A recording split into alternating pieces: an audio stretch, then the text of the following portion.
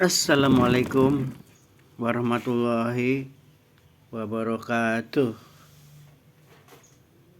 Good morning, selamat pagi.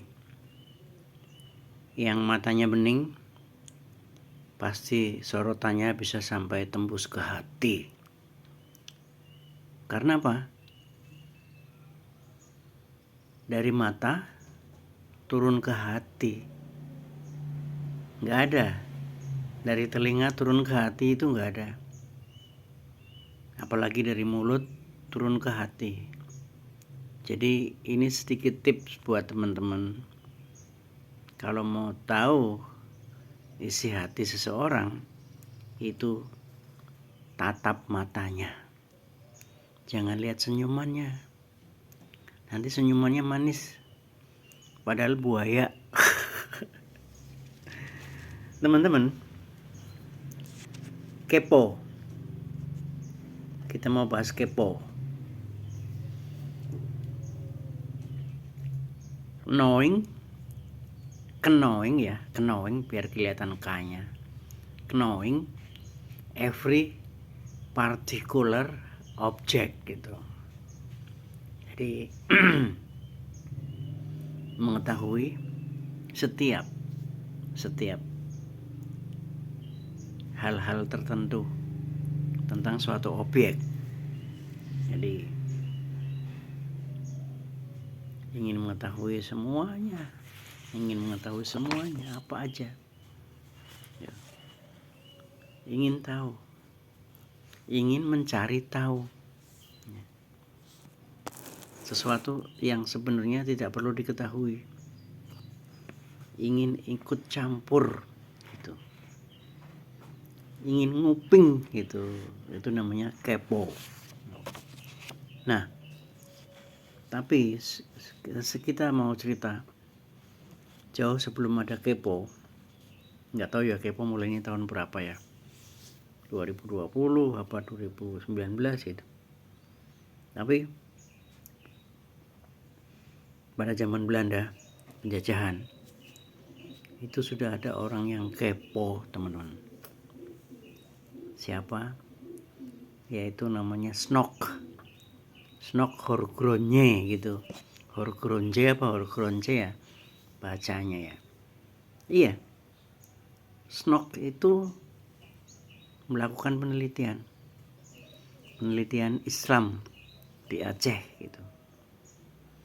Politiknya gimana, kepentingan politiknya gimana, nanti agamanya seperti apa, budaya orang Aceh kayak apa. Nah, nanti laporannya itu diserahkan kepada pemerintah Belanda, karena memang ditugaskan oleh pemerintah Belanda. Caranya gimana? Jadi Snok itu menyamar sebagai muslim,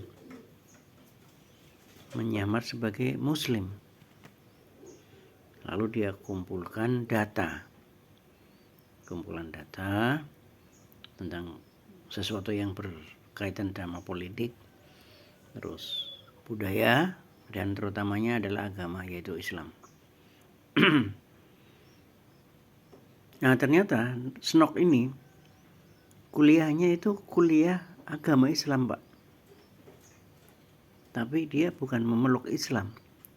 Waktu di Belanda itu sekolahnya agama Islam, dan dia spesialis mempelajari budaya Indonesia.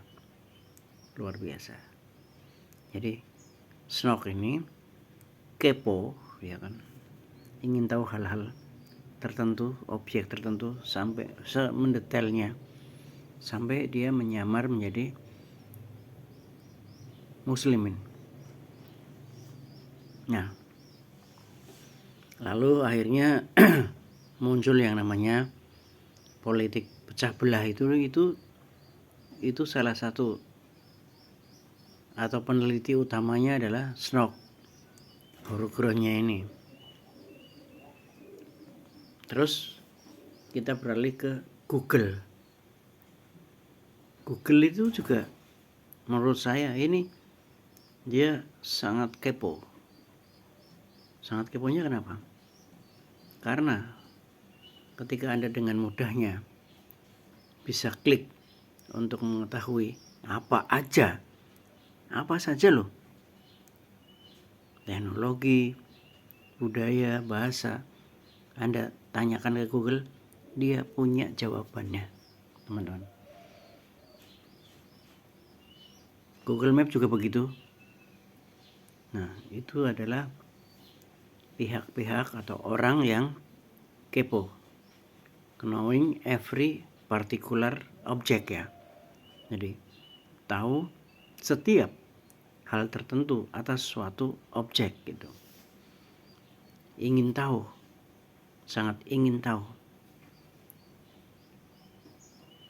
Ikut campur, kemudian ikut campur.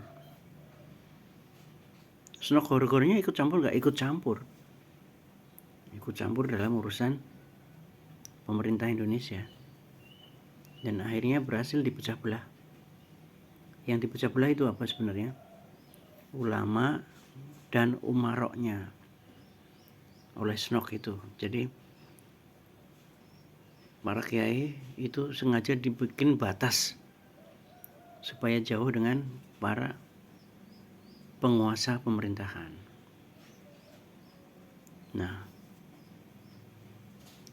jadi ada tujuannya. Ya. Jadi tujuan keponya itu ada. Yaitu endingnya untuk apa? Endingnya untuk menghancurkan kerukunan para pejuang-pejuang Indonesia. Lah kalau Google itu endingnya adalah dia dapat keuntungan dari setiap Anda klik menanyakan sesuatu, itu pasti dia dapat keuntungan. Jadi nah, tinggal kepentingannya itu gimana setelah kepo itu, setelah Google berhasil menggunakan satelit, menggunakan apa saya nggak tahu, saya bukan bidang itu Google dapat informasi yang super lengkap yang nggak pernah kita bayangkan sebelumnya. Coba bayangkan, dulu saya mau skripsi itu kalau mau beli buku, cari bukunya itu harus lihat bukunya Pak, harus lihat bukunya, ke toko buku cari. Sekarang Anda ada PR, ada pekerjaan rumah, mau mencari buku, itu ada electronic book, ada judul buku di Google tentang apa aja. Nah, kita nggak tahu dia caranya gimana, tapi setelah dia tahu rahasianya, setelah dia tahu informasinya, Google dapat apa? Google dapat penghasilan, Google dapat duit. Jadi kalau yang Snok tadi untuk kepentingan menghancurkan yang dia anggap musuh. Nah, kalau Google itu untuk kepentingan dirinya sendiri gitu. Jadi ada endingnya mau apa gitu setelah kepo. Nah, tinggal nanti pertanyaannya itu endingnya, tujuannya untuk kebaikan atau untuk kejahatan gitu. Kalau yang Snok itu bagi kita itu adalah kejahatan. Nah, kalau yang Google ya monggo jenengan punya persepsi apa, apakah Google jahat apa tidak. Kalau saya tuh kan menukar transaksi, kita dapat informasi, kita bayar gitu kan, jadi transaksional kalau Google itu. Nah ya, kalau si Snok itu tadi mengetahui kelemahannya musuh gitu, yang dia anggap musuh gitu, nanti dia serang di situ. Nah, sekarang kita coba maju ke zaman ini. Kalau Anda kepo sama tetangga, kalau Anda kepo sama teman, nggak masalah aja. Yang penting keponya itu endingnya mau apa. Terus kalau lu tahu lu mau ngapain, misalnya saya dikepoin orang lain gitu ya, keluar rumah sampai pulang kembali itu dikepoin gitu.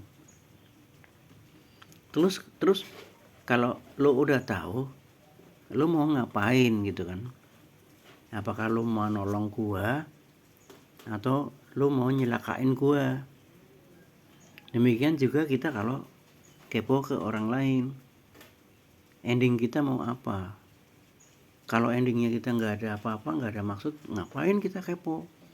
Jadi nggak usah kepo, no kepo buat saya sibuk ngurusin my business, saya sibuk ngurusin ibadahku, saya sibuk ngurusin istriku, anak-anakku. Jadi nggak ada waktu lagi buat kepoin lo gitu. Jadi kepo, sekali lagi kepo. Jadi kita perlu kontrol, kita perlu kendalikan, perlu kepo apa enggak gitu. Ini orang kalau tak kepoin, untungnya apa ya buat saya ya gitu. Lalu kalau nggak ada untungnya, buang-buang waktu pak, buang-buang tenaga, buang pikiran untuk melakukan kepo. Terima kasih. Assalamualaikum warahmatullahi wabarakatuh.